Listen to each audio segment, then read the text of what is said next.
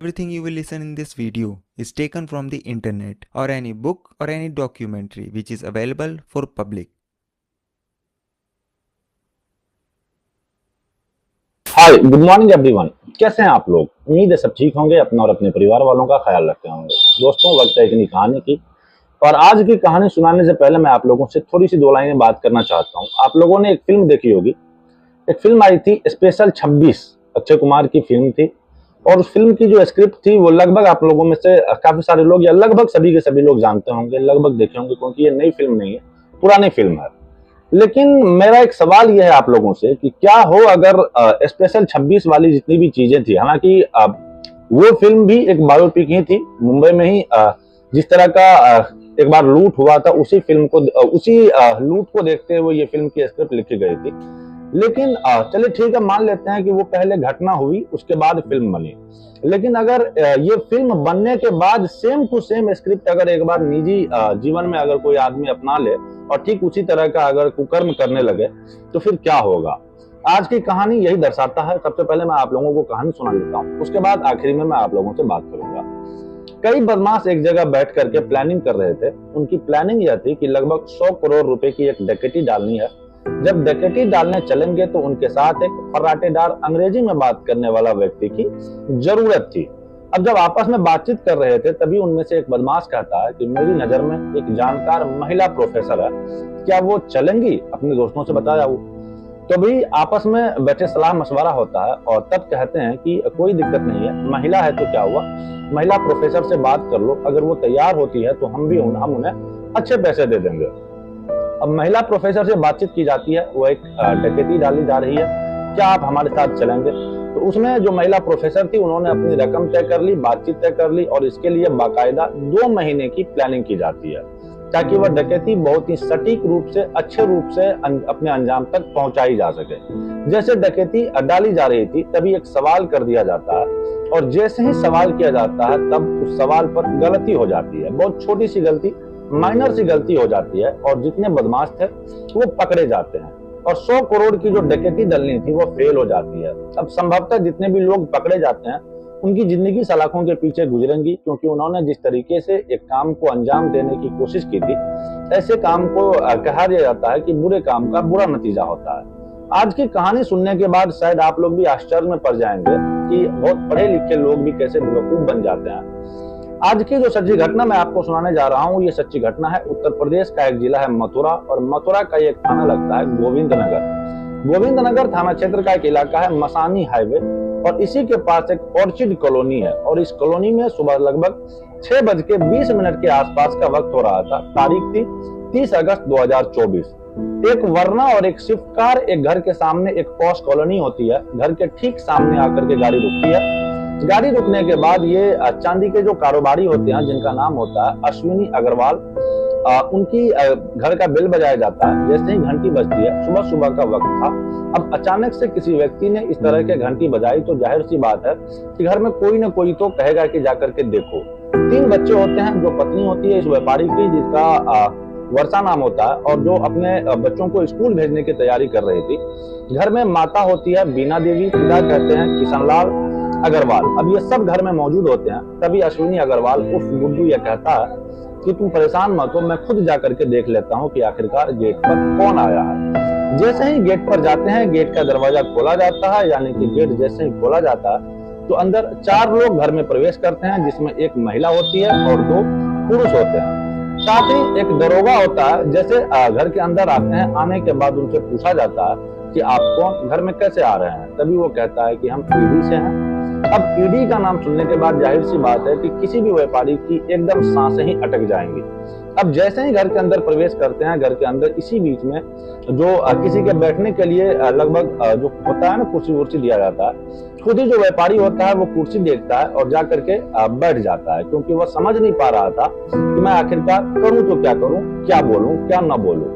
तभी उन अधिकारियों में से एक अधिकारी, जो सर्च वारंट होता है, सर्च वारंट को उस व्यापारी को देता है, जो चांदी कारोबारी होता है, और कहता है कि आपके घर का सर्च वारंट है और हम आपके घर को देखना चाहते हैं।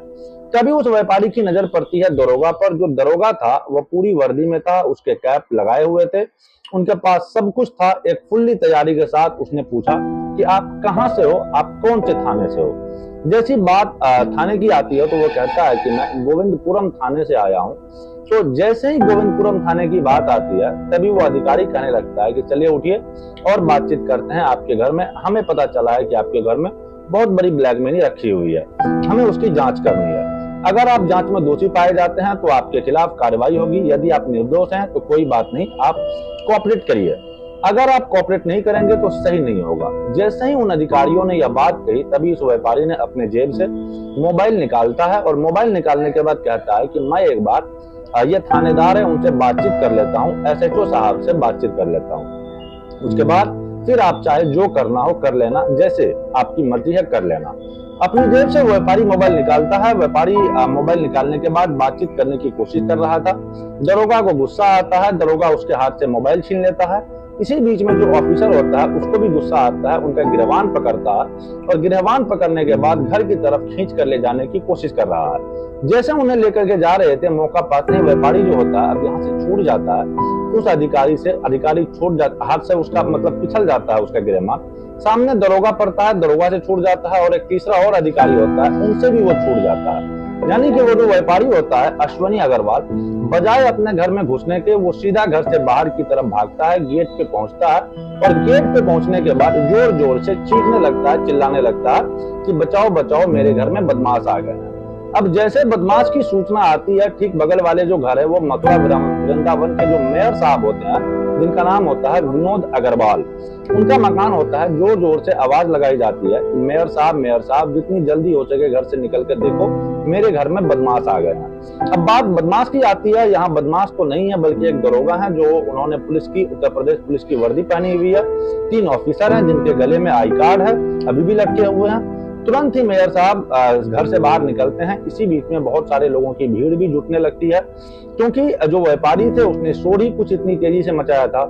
अब जब व्यापारी बाकी लोग आसपास के घरों से जुड़ जाते हैं तो मेयर साहब भी आ जाते हैं। ये चारों ऑफिसर मेयर साहब के पास पहुंच जाते हैं, उनसे कहते हैं कि हम ईडी से आए हैं, इनसे कहो कि ये हमारा कोऑपरेट करे और हमें कुछ जानकारी इस तरह से मिली है कि इनके घर पर ब्लैक मनी है और हम बहुत सारे लोग थे, बहुत सारे सवाल भी थे। तभी पूछते हैं कि आपके पास कोई सर्च वारंट है? तो कहते हैं कि जी हाँ, हमारे पास सर्च वारंट है। आपको यकीन नहीं हो तो कागज देख लीजिए। सर्च वारंट दिखाया जाता है। सर्च वारंट देखने के बाद मेयर साहब भी एकदम शांत हो जाते हैं। लेकिन इसी बीच में जो ये 4 अधिकारी आए थे, जिसमें एक महिला थी, जिसमें एक दरोगा था और 2 अधिकारी, और ये मौका पाते ही 2 गाड़ियों से आए थे, एक वर्ना और दूसरी गाड़ी स्विफ्ट थी। मौका पाते ही वहां से निकल जाते हैं, यानी कि रफू चक्कर हो जाते हैं, भाग जाते हैं। क्योंकि भीड़ जिस तरह से बढ़ रही थी उसके हौसले पस्त हो जाते हैं और यहाँ से भाग जाते हैं। लेकिन हर घर में ज्यादातर सीसीटीवी कैमरे लगे हुए थे, वो भी बहुत अच्छी क्वालिटी के। अब उनके चेहरे हो या गाड़ी के नंबर हो, बिल्कुल साफ सुथरे दिखाई दे रहे थे। ये जो लोग हैं उनके चेहरे कैसे हैं, महिला दिखने में कैसी लग रही है, बाकी दरोगा कैसे, सबके चेहरे थे सीसीटीवी कैमरे में। अब इसी बीच में मेयर साहब जो होते हैं वो थोड़ा एक्टिव हो जाते हैं। तुरंत ही वो एसएसपी को फोन करते हैं। इसी बीच में कोई कंट्रोल रूम को भी फोन कर देता है। पुलिस कंट्रोल रूम को जैसे ही फोन पहुंचता है, साथ ही एसएसपी को फोन पहुंचता है, तो एसएसपी शैलेश कुमार पांडे, जो कि SP city Arvind Kumar Singh, CEO Parveen Malik और इसी संबंधित इलाके के एसएचओ होते हैं देवपाल सिंह पुंडीर, भारी पुलिस बल के साथ मौके पर पहुंच जाते हैं और बड़ी संख्या में व्यापारी इकट्ठा हो जाते हैं। अब इस व्यापारी जो चांदी का कारोबारी होता है, उसके घर कोई व्यक्ति आया है, तभी सीसीटीवी कैमरे खंगाले जाते हैं। स्विफ्ट कार आई थी और वर्ना कार आई थी। स्विफ्ट कार के भी नंबर चेक किया जाता है और वर्ना कार के भी नंबर चेक किया जाता है। स्विफ्ट कार का नंबर देखा जाता है तो वो नंबर पूरी तरीके से फर्जी पाया गया। अब वर्ना कार का जब नंबर आता है तो वर्ना कार जो था वो राजस्थान का एक सिरसा जिला लगता है, वहां का एक थार होती है, थार का नंबर प्लेट और इस वर्ना के number plate same to same होते हैं। अब पुलिस वाले, अब ये ऑफिसर हैं, आईपीएस ऑफिसर हैं, या फिर एसएसपी सिटी हो या सीओ हो कोतवाली, सब लोग ये कहने लगते हैं कि अग्रवाल साहब, यानी कि अश्विनी अग्रवाल जो चांदी कारोबारी हैं, जिनके घर पर लगभग 100 करोड़ की डकैती डालने का प्रोग्राम था, तो उनसे पूछा जाता है कि आपको कैसे पता चला कि यह नकली ईडी है, असली नहीं है। जब यह बात पूछी जाती है तो हल्का सा मुस्कुराते हैं कि साहब एक गलती हो गई थी। उसने वो पूछा जाता है कि गलती क्या हो गई थी, तो उसने कहा कि मैंने उस दरोगा से, जिसे आप थाने में लेकर के आए हैं, तो दरोगा ने कहा कि मैं गोविंदपुरम थाने से आया हूँ। उनसे पूछा गया था कि आप किस थाने से आए हैं, तो उन्होंने कह दिया था कि मैं गोविंदपुरम थाने से आया हूँ, जबकि हमारे पूरे जिले में गोविंदपुरम थाना है ही नहीं। गोविंद नगर है। अब किसी व्यक्ति की ड्यूटी उसी थाने में हो और वो अपने थाने का नाम ही सही से नहीं ले रहा हो, तो यहाँ कुछ न कुछ तो गड़बड़ होगी। तभी उस व्यापारी को लगता है कि यह शायद असली नहीं है बल्कि नकली है। तभी मौका पाते हैं, जैसे उसे फोन नंबर मिलाने की कोशिश की एसएचओ साहब को, तो वो फोन छीनकर भाग जाते हैं। अब पुलिस के लिए जांच का विषय बन गया। पूरे शहर में एक तरह से हल्ला हो गया था। सोशल मीडिया पर खबर वायरल होनी शुरू हो गई थी, उनके चेहरे भी वायरल हो रहे थे। अब पुलिस पर लगातार दबाव बढ़ रहा था। व्यापारी लोग सड़कों पर उतरने की धमकी देने लगते हैं कि इस तरह के ईडी ऑफिसर बनके हमारे घर में कौन घुस सकता है, इस मामले की जांच पड़ताल करिए, नहीं तो हम लोग सड़कों पर उतरने के लिए मजबूर हो जाएंगे। अब यहाँ पर जो एसएसपी ने 6 टीमों की गठन किया, उसने एसओजी हो या फिर जो उनकी खुद की टीम हो या फिर सर्विलांस की टीम हो, सहित 6 टीमें बनाई जाती है और 6 टीमों से कहा जाता है कि जितनी जल्दी हो सके इनका पता किया जाए, इस घटनाक्रम का खुलासा किया जाए, यहाँ पर कौन बदमाश डकैती डालने के लिए आया था। क्योंकि वो ऑफिसर का रूप जरूर धारण कर लिया था, लेकिन उनकी डकैती डालने का प्रोग्राम ही था। उसने कामयाब नहीं होते हैं, लेकिन पुलिस की जिम्मेदारी बनती है कि आखिरकार उन्हें पकड़े। पुलिस ने मथुरा थाना, उनकी लोकेशन जो उनकी लोकेशन था, उनका फोन था, दिल्ली की तरफ जा रहा था। जैसे उस व्यापारी को फोन चला जाता है, बाद में जाकर वो बंद हो जाता है। तो फिर पुलिस ने दिल्ली के साथ ही हरियाणा अलग अलग शहरों के नंबर को भी देखा। साथ ही 900 से ज्यादा सीसीटीवी कैमरे खंगाले गए और सीसीटीवी कैमरे जब खंगाले जाते हैं तब पुलिस की एक सुराग हाथ लगता है और सुराग ऐसा हाथ लगता है जिसको सुनने के बाद शायद व्यापारी की सबसे ज्यादा रोंगटे खड़े हो जाएंगे, लगभग सभी व्यापारी के। दरअसल व्यापारी के पुलिस के सामने एक व्यक्ति का नाम आता है, जिस व्यक्ति का नाम होता है देवेश शर्मा, अश्विनी अग्रवाल उर्फ गुड्डू। गुड्डू के घर पर लगभग 5 साल पहले नौकरी कर रहा था वो व्यक्ति। वो नौकर की भूमिका में था, लेकिन वो नौकरी छोड़कर चला जाता है। उसके यहाँ से जाने के बाद उसे पता चलता है कि यहाँ पर तो बहुत सारा पैसे का लेन देन होता है, यानी कि अगर इनके घर पर कभी भी छापेमारी की जाए, ईडी या कोई भी विभाग आता है, तो लगभग 100 करोड़ रुपए तो किसी भी वक्त इसके घर में मिल जाएंगे। देवेश शर्मा को इस बात की पूरी पक्की इंफॉर्मेशन थी, इसीलिए उन्होंने सोचा कि क्यों ना ईडी के नाम से ही छापा पड़वा दी जाए और कमीशन भी अच्छा खासा मिल जाएगा। तभी वो अपने दोस्त जितेश से बात करता है। देवेश शर्मा कहता है कि जितेश, हम घर के अंदर छापेमारी करेंगे, लगभग यहाँ से 100 करोड़ रुपए नगद मिल सकते हैं, बाकी सोना चांदी ये सारी चीजें अलग। जितेश ने अपने 2 दोस्तों से बातचीत की, एक का नाम होता है नरेश, दूसरे का नाम होता है गोविंद होता है। अब इसी तरह से मिलकर बदमाशों की पूरी टीम बनती है और टीम बनने के बाद इनका जो मुखिया होता है जगदीप सिंह, जो कि पंजाब के कपूरथला जिले के रहने वाला होता है, वो प्लानिंग करते हैं। यहाँ से प्लानिंग करने के बाद कहता है कि यहाँ पर आना है और इस घर में डकैती डालना है। उसने कहा कि डकैती डालेंगे तो मामला खून खराबा का भी हो सकता है, इसीलिए ऑफिसर बन के आते हैं और ऑफिसर बन के आने के लिए हमें जरूरत है बदमाशी। अगर ऑफिसर बन के आएंगे तो, लेकिन हमें पढ़े लिखे लोगों की जरूरत पड़ेगी। बदमाश पढ़े लिखे तो होते नहीं है, इसलिए उन्होंने उस महिला प्रोफेसर का सहारा लिया था।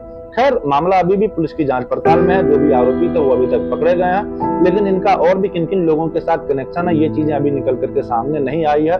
पुलिस ने 24 घंटे का समय लिया है कि हम जरूर निकाल करके देंगे। बाकी इसके आगे क्या होता है क्या नहीं होता, ये तो फिर भविष्य के घर में छुपा हुआ है। लेकिन इस कहानी को सुनने के बाद आपकी क्या राय है, कमेंट सेक्शन आपके लिए खुला है। आप जरूर कमेंट करके बताइए कि आप इस बारे में क्या सोचते हैं। फिर यही थी हमारी आज की कहानी। आई होप कहानी आपको पसंद आई होगी। कहानी अगर समझ में आ गई हो तो वीडियो को लाइक जरूर कीजिएगा और चैनल पर अगर नए हैं तो जाते जाते चैनल को सब्सक्राइब कर बेल आइकन जरूर से प्रेस कर दीजिएगा। जल्दी मिलते हैं किसी और कहानी में किसी नए फैक्ट के साथ। तब तक के लिए अलविदा लेना चाहते हैं। जय हिंद, जय भारत।